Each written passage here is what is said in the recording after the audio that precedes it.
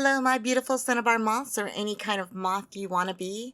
This week, we're going to be talking about what I think of as adventures with authors, and that is the variety of experiences I've had with authors. Here's the caveat. If you think I'm talking about you, I might be, but I also might not be, and these experiences aren't unique to just any one single author. These are experiences that I've had with multiple authors, so it's more than one writer. And I'm sorry if it feels like I'm talking specifically about you. If you think that I am and I say anything that upsets you, please reach out to me and let me know. You can either reach out to me by email or you can DM me on Twitter. So there's that sort of disclaimer. I'm going to be talking about good and bad experiences because I feel like this is an opportunity for a publisher to talk about what we go through as a press with authors. And I want authors not to feel sorry for publishers and not to feel like I'm being all woe is me. But I've been through some really horrific things with authors and I didn't sign them. I'm not obligated to working with them, and the experiences have passed. But then I find that they're repeating the same behavior with other presses and not getting published and not succeeding. And I really do want authors to succeed, but there's certain things that if you do them, you're just never gonna succeed. I mean, not ever. And one of them is, and I talked about this in querying, and everybody was really shocked, is lying. And the biggest lie that I find authors tell us, because we don't publish, we don't reprint, we don't republish.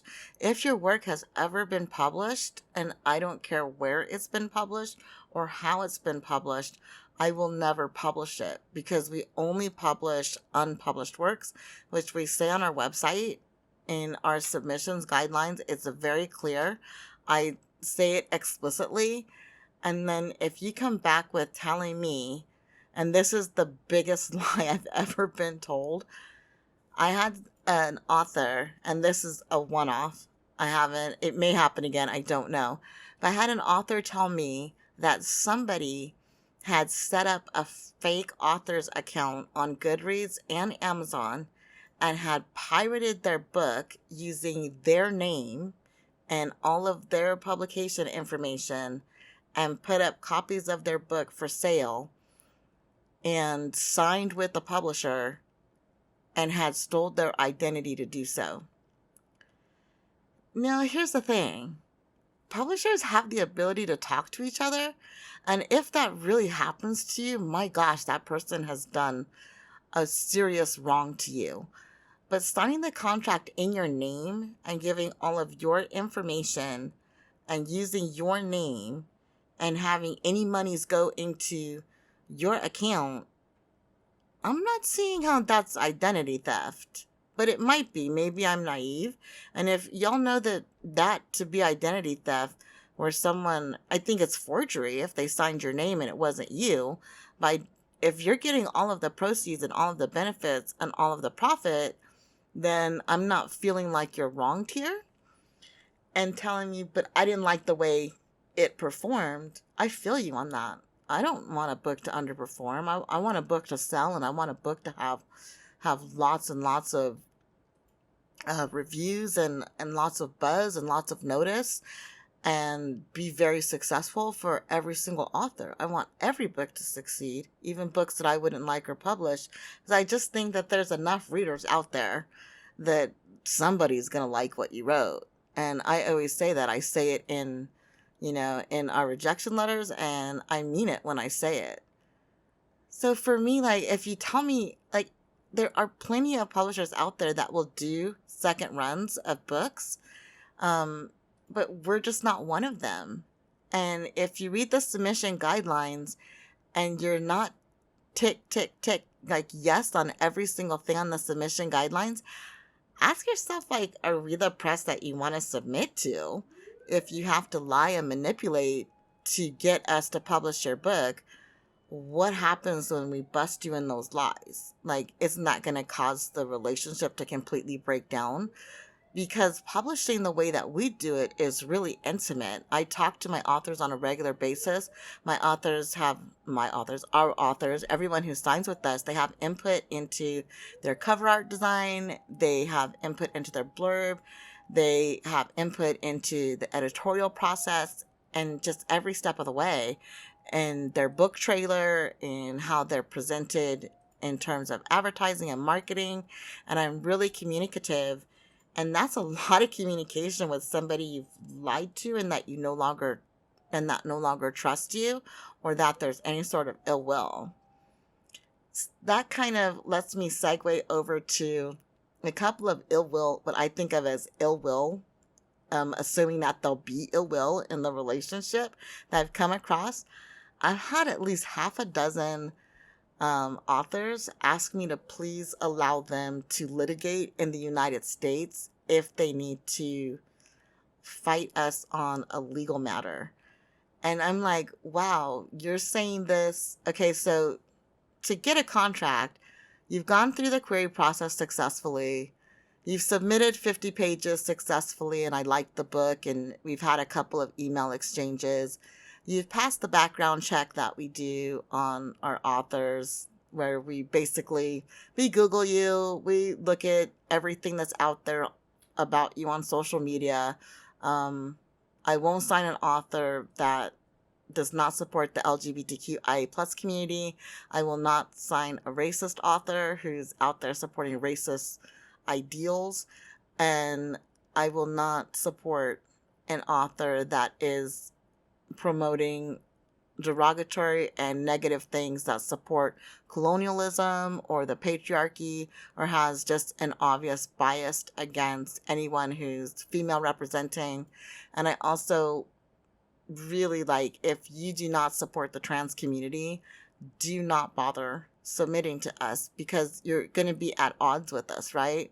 Because we're big supporters of the LGBTQIA plus community. And as soon as you take off that plus or that T, you're not supporting the LGBT community, because it is the LGBTQIA plus community. And if you're not supporting that community, then we can't support you. And just for full disclosure, I'm agender. I have no gender pronouns. I'm Kisstopher. I'm friend. I'm head of marketing, but I'm not she, he, they, or them. I'm just Kisstopher. I'm just me. And so that puts me in the non-binary spectrum. And there are days that I feel more masculine representing, and there are days that I feel more feminine representing. And just TMI, I have really large breasts, so I always look feminine representing because we associate large breasts with being female. But I'm also asexual and pan-romantic, which means that there are certain things, I'm sex positive, but there are certain things on the sexual spectrum that I don't do. And I don't really dig into that. If you have questions about that, you can send me an email, or you can ask me on Twitter, and I'm more than happy to get into that, what that means. And I'm pan-romantic, which means that my attraction for romance is not based on gender. So that puts me squarely in the LGBTQIA plus community. And I'm not going to work with somebody who doesn't like my identity or thinks that my identity is invalid. I'm just not doing that to myself. I'm at an age and place in life where I can say that, and I'm happy to be there. So, yeah. So that's part of the background check, is to see, are we going to be at odds? Is there any part of my identity that the author is going to have a conflict with? Because I'm also Black, Jewish, and Indigenous. So I'm a Black, Indigenous person of color, and I'm disabled, and I'm chronically ill. So I am the diversity that I want to represent in the press. I want to see stories like I talked about in the very first episode. I want to see stories that represent people like me. And I also want to see stories with neurodivergent characters. I want everything on the spectrum. And people will say, well, why doesn't that include mainstream voices? And I think, hello, because they're mainstream and they're already there. And I'm just not having that argument, and I'm not having that debate with any author who wants to sign with us. It's on our submissions page. It's in episode 0 of this, what I'm talking about, what I want to accomplish. So when we get to the contract part, I hope that you know all of this about us through our communications and the fact that I'm asking for your pronouns and the fact that I'm wanting your social media accounts, and that should tell you I'm looking at your social media. And if you meet us through Twitter, I am looking at your Twitter, and I'm looking at what have you liked? What have you retweeted? And who are the people that you follow? Do you follow anyone I've blocked? And the people that I've blocked, with one exception, usually say things that are biased or prejudiced in some way. And y'all can argue with me that what I'm saying is prejudice because of this, that, and the other. But what I'm saying is actually biased, not prejudice. And I have a bias towards non-conforming and non-traditional authors, voices, and perspectives. And I own that bias. And that bias is stated in our submissions and in episode 0 of this podcast and in this podcast too. And that's because I want to see me in stories. And I think everybody deserves to see themselves in a story, right? To know that we're valid and to know that we matter. And so that's what I'm trying to put out in the world. I'm trying to have authors and stories that tell people that they're valid and they matter. So if you're opposed to what I'm trying to do, then we're not the right press for you. So just a quick recap. You've made it through the query. You've made it through the 50 pages. You've made it through the full read. You've made it through me searching you, me inviting you to search me. And we're at the contract phase. And our contract is a whopper of a contract. It's really long, but I advise everyone to read the contract. And our contract says in it that if anything has to be mitigated or disputed legally, if we have any sort of legal conflict, that it will be in the courts in Japan. And that is because we're located in Japan. We do have an office in New Mexico, and so we are an American and a Japanese company, but our legal team is in Japan. So if you read that and you're like, if I want to sue you, I want you to say that I can sue you in the United States, and I'm willing to compromise and sue you in New Mexico. And I'm like, but what now? You're worried about suing me and you haven't even signed the contract? Like, what do you think I'm going to do? Do you think I'm going to violate the contract in some way? We wrote the contract. We read the contract. This is everything that we think we can do and everything we want you to do. What part of it would we violate? And you get your advance as soon as you give us a manuscript. So we can't legally publish your manuscript without giving you your advance. And that's the agreed upon exchange, right? And if you don't trust us to pay you your royalties, then really don't sign with us, because we have to have full transparency and there are strict laws in Japan for how that's done. And I think a better way to handle it is, how do you pay royalties is a better question rather than how can I sue you? And how can I sue you in a way that's convenient to me? And I have had authors be like, can you change this so that I can sue you in my home state? And my response every single time someone asks me about making suing me more convenient or suing the press more convenient, I rescind the offer. I just send them back and I say, thank you for going through the process with us. I really, liked your book. I'm sorry it's just not going to work out. I feel like somewhere along the line I've done something to lose your trust, and I'm sorry for that. And I won't sign you. I just won't at all. The other thing that's happened is we have a really nice rejection style where we do compliments with realistic reasons of why we can't publish a book. So there's 2 different things that I do. One is I say, I would love to sign you. but this is the amount of work that it'll take for me to feel comfortable publishing your book. Do you agree to doing this amount of work? And to my humility and my honor, I'm just so honored, really honestly, not being facetious in any way. I am so humbled and honored by how many people say, yeah, I will do the work to publish with you. And it's some authors, it's a lot of work, and they're willing to communicate with me and send me regular updates and send me pages. And they've all been just really lovely, all of the authors that are going through the process. And I would want to say probably about half the authors we work with go through this process, because for me, books don't have to come in perfect and authors don't have to be perfect. And I think there are some stories that are so important to tell, or are just really great stories that need just a little love to get over the finish line. I think those kind of authors are really exciting to work with. And this happens with experienced and debut authors. But I love the development process. And those kind of authors are lovely to work with. And I'm always humbled when I send somebody like a really long explanation of everything I would like to change. I also include everything I love about the book, because obviously there's something that has me willing to do this amount of work to get a book to where I think it should be, to be a Cinnabar Moth book. And so when the author says yes and I say yes, it's so beautiful and I love it. Then there's the rejection, where I say, here's what I liked about your book. Here's what I like about you as a writer. I think you're valid. I think your point of view is valid, but this is not the right book for us and we're going to have to pass.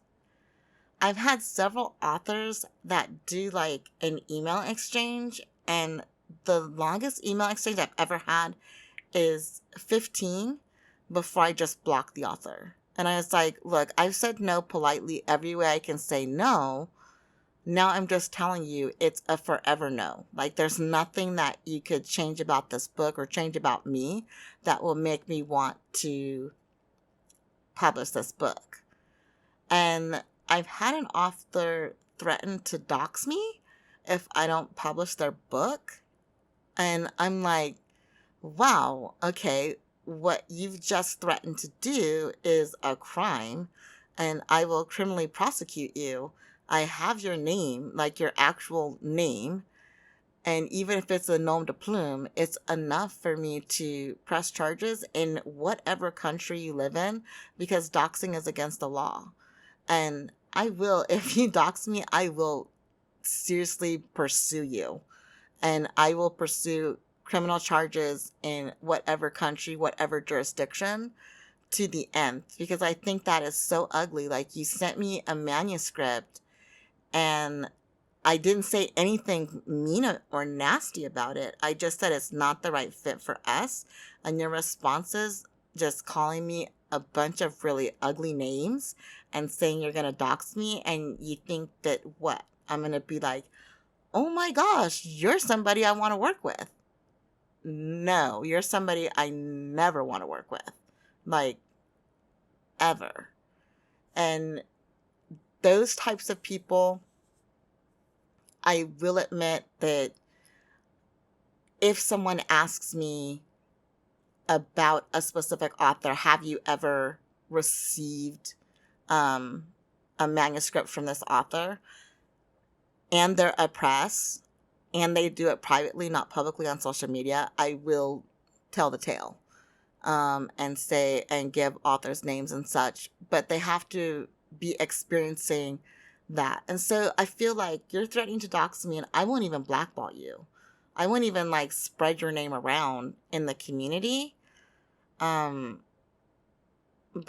if someone's having a negative experience, I will say, hey, I had a negative experience with this person too, and I blocked them, and these are all of the things that I had to do to get away from this ugliness that this author is creating. And it blew my mind. I was like, wow. And it blew my mind because our team is not public. I'm the public face, and my son Rasta is also the public face. And when our team, like our editors and our beta reviewers and our beta readers and everyone who works behind the scenes, they had all had these horrible stories of like authors threatening to dox them and authors just being really vile to them. And here I was, like fresh, and I hadn't worked with any authors and I hadn't dealt out any rejections. And I was like, it's cool, you guys can be private. I don't think that will happen to me, but I'm sorry that happened to you. And I believe that it happened to them. And then when it happened to me, um, I'll be honest, I didn't feel afraid. I felt pissed.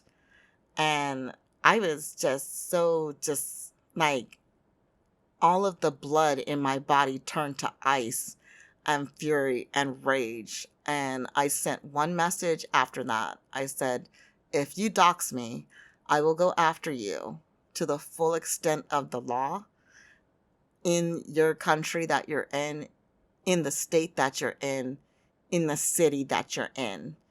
And you will be arrested because it is against the law. And just making this threat is against the law. So I have saved it, and I am now blocking you. I don't want any more to do with you. Good day. And that is the harshest response I've ever sent out. And that was just a one-time thing, which I'm like really, really happy about. But I was really, really shocked that that happened.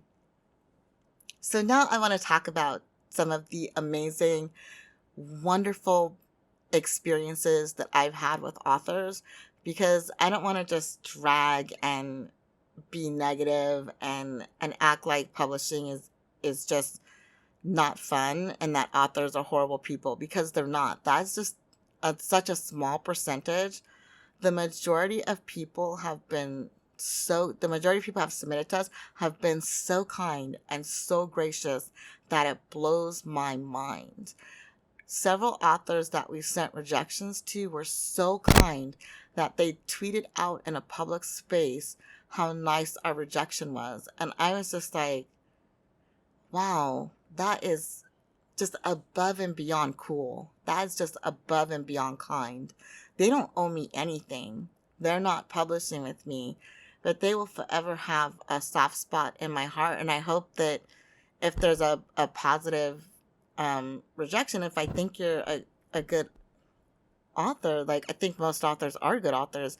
I think everybody's a good writer. If you write a book, if you sit down and write a book, that's amazing. Writing a novel, holy cow, that's amazing. That is a ton of work and a ton of creativity and a ton of concentration. And I would never slam that or disrespect an artist's artistry. And I think that the authors are creating art. And I feel that way whether it's a novel or a short story or flash fiction, a novelette, a novella, any of those things. I feel like if you sit down and you write a piece, even a one-sentence story, I've read some amazing one-sentence stories, honest to goodness, on Twitter. That's one of the hashtags. And I'm like, wow, that's talent. I love it. And every now and then I'll do them because I think they're so much fun. And I have a couple of our authors that enjoy doing them as well. And I love reading them. To me, the fact that somebody took the time and had the courage to share their art with me deserves respect. And that's why I try to do the kindest, most gentlest rejection, if we have to do a rejection, possible. Right now, our subs are closed. Depending on when you're listening to this, our subs are closed until July of 2022. So if you're listening to this past July of 22, check out our subs page. It'll say whether or not our submissions are open. If our submissions are closed and you send an unsolicited manuscript, you'll just get back that our subs are closed. If you're a referral from one of our authors, or if you are a current author of ours and you're cool with waiting 2 or 3 years to be published, then I'll read a manuscript kind of thing, because I know with the big 5, people have to wait 2 and 3 years to be published. I just think that's too long. I don't know. I like to get people published within a year of signing with us is always my goal. And so if our subs can't be open for someone to be published within a year, I tend to leave our submissions closed so that authors aren't waiting forever to be published, if that makes sense. And I feel like a year is a reasonable amount of time because there's so much that goes into preparing a manuscript for publication that it really does, for me, to feel good and groovy about it, it really does take a year of planning for everything that we do, all of the promotions, all of the social media content that has to be created for it, and all of that. It really does take a year to do it comfortably. 9 months is kind of rush. 6 months, I feel like the wheels are gonna fall off. I'm burning rubber on that, to get a book out in 6 months. So something that we've really had that I think is really cool, another cool thing with our authors. I love our authors so much. I feel so bad for being gloaty about the quality of authors that we have as human beings.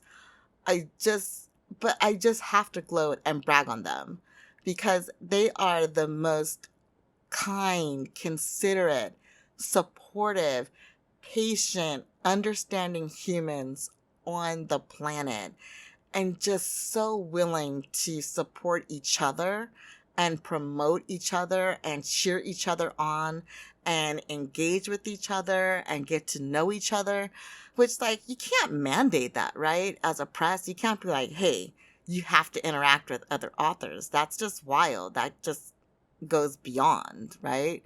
So every time I see it, I'm just like, oh, you guys are so amazing. Y'all are just so kind, such just really good humans. And that goes for, and we have a mix of short story authors that are published in the zine and novel authors that are publishing books with us. And we have a mix of authors that are doing both. And we have our anthology authors also that are short story authors. So we have a good mix in terms of genre and length and content and style. And no matter what the content, no matter what the genre, no matter what the style, I see our authors all supporting each other and, checking out our timeline. And I see our authors checking out each other's timelines and checking out each other's social media and following each other on social media. And I'm just like blown away by the sense of community that's happening and the love and respect that they give to each other and that they give to us as a press is just really cool. So each and every one of our authors, thank you so much for signing with us and letting us be the press that has the honor of bringing your book to market and sharing this experience of publishing with you, because you are freaking amazing. And I am humbled and honored just to be in the same headspace as you and to be a part of your process of bringing your book to market. And that's why we do the background information, and that's why we look for compatibility, because now I'm spoiled.